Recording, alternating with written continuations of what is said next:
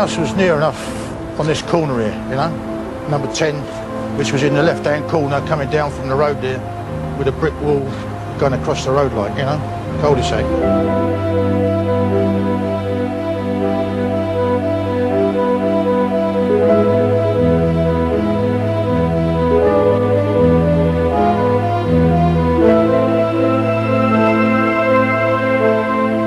Sometime after the murders were discovered, the name Rillington Place was abolished. A petition was received from the then residents of Rillington Place, who didn't like, quite understandably, the associations of living in that particular road. Some didn't see any harm in it staying as it was. A gentleman who ran a window cleaning service said, "I noticed that the name of Rillington Place is to be changed to Ruston Close. The original name has never done my business any harm to date, but the printing costs involved by the changing of the name is going to cost something like £11.13 shillings. Am I therefore entitled to anything towards this cost from the council?"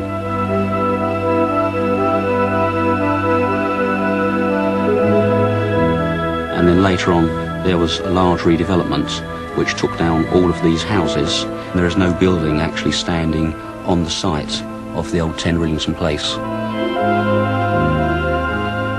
It may well have been that someone thought that it might be better not to build on a site where there had been so many murders.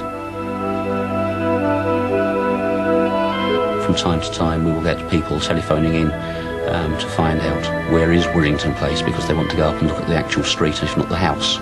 And some of them are quite disappointed to be told that no, they can't see either, because they haven't existed for a good few years.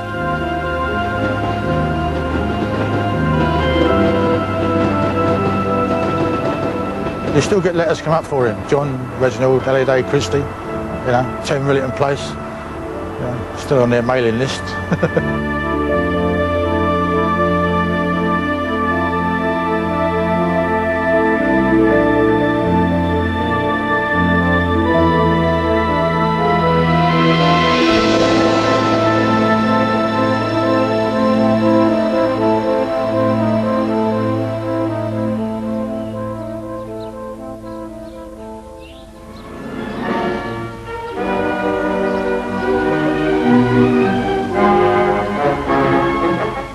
Crawley, a disused builder's yard is under police guard as local police and Home Office officials search through debris.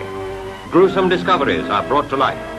Detectives uncover what are thought to be human remains.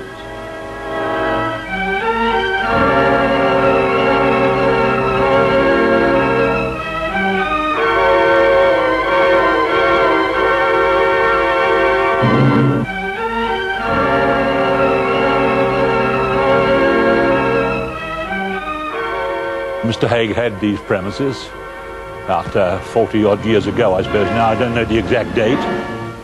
And here he made it so infamous by shooting ladies and cutting up the bodies.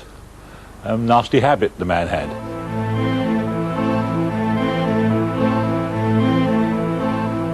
When we took over, on the left-hand side here, there were a couple of those acid vats.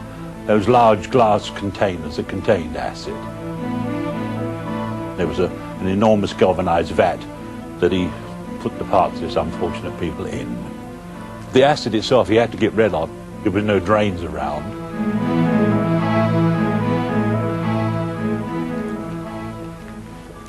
In those days, this was a magnificent hedge right the way through, and it belonged to the gentleman next door, gentleman who had one arm. Nothing to do with Haigh at all, he just had one arm. And he couldn't understand why his hedge kept dying. We understand now from the police report that the slurry was poured over the roots of his hedge, so in consequence it certainly would die, of course. More detectives arrive on the scene, bringing cases in which to carry away their find. Specimens, including fragments of clothing, are later taken to Scotland Yard laboratories for tests. There was a program on television with Simpson, the pathologist, and he said that when he came down, he immediately looked upon the ground and saw 3 or 4 gallstones. Now, that must be an absolute trained eye, I think, to see gallstones just lying around. But I haven't seen any since. And when I first found out about what the place was used for, I did not want to use the offices. And locked the old darling up, the building, I mean, of course, and put beside it a shed. And in the shed I had my oils and my battery and everything else, and I virtually conducted my business from the shed. And I thought, what the heck, one particular day I was round here, this is ridiculous. So I said goodbye to the shed and said hello to the offices. Above, there were the produce of what he did. He manufactured. He did plastic fingernails and fertilizer bombs, and they were still in the attic above. Really, what comes to my mind is compatibility. After a while, it didn't come initially, no way, but matter of fact, he frightened me in the beginning, but still, apart from that, now we live together. I can't blame this building for someone's diabolical habits. It was built as offices, it is offices today, and I'm happy with it.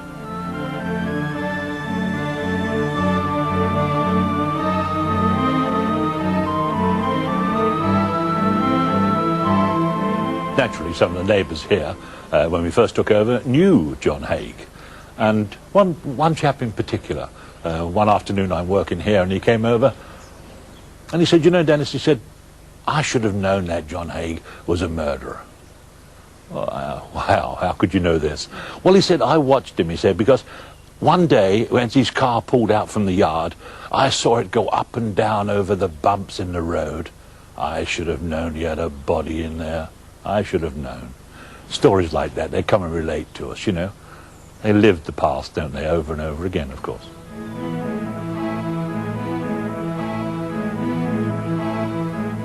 We still actually get postcards saying it's Haigh's birthday. I don't know why, but those things do happen, still happen today.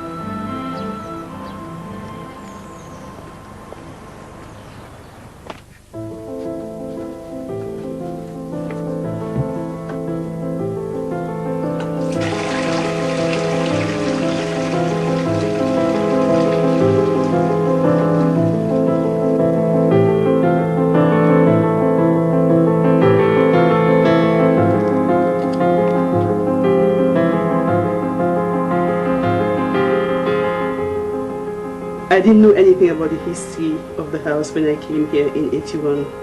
Until later on, I was talking to a friend and she said to me, you live in a house where a murder took place.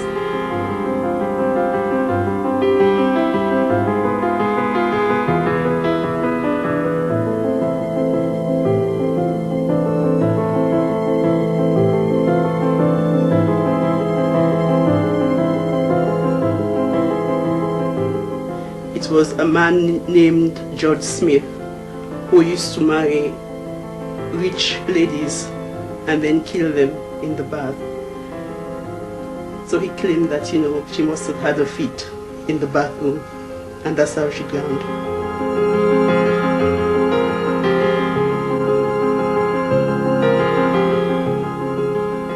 When I heard, I didn't really like the sound of it. And I thought that he was quite mean, like going around marrying women and then killing them. He happened to have used the name Williams and Rose as aliases in the past when he got married to other women.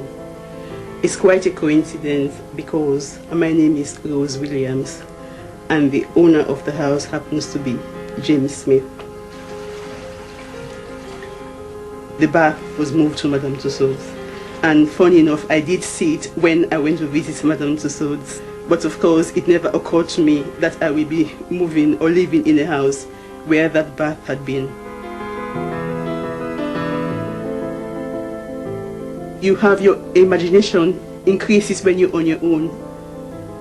You start thinking of all sorts of things. I mean, there are times when I hear footsteps and I think, my God, there's somebody in the house. And I get myself into a state. one of my friends actually said that her house was built over a graveyard. So when I heard that, it made me feel more comfortable about it. Sometimes I think if her spirit does exist here, she is more like a guardian angel. She does look after us. And to have been killed that way, it's never going to happen to anybody else.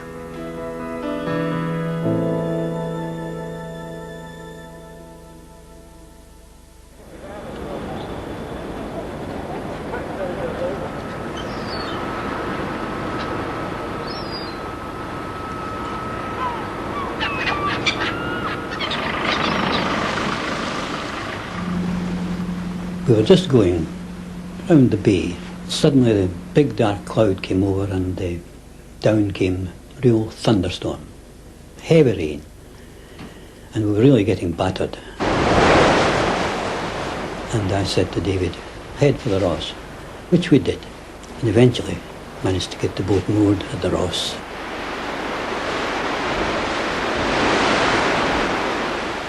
And then I thought, I better go up and tell the lighthouse keeper who we are, because they'll be wondering.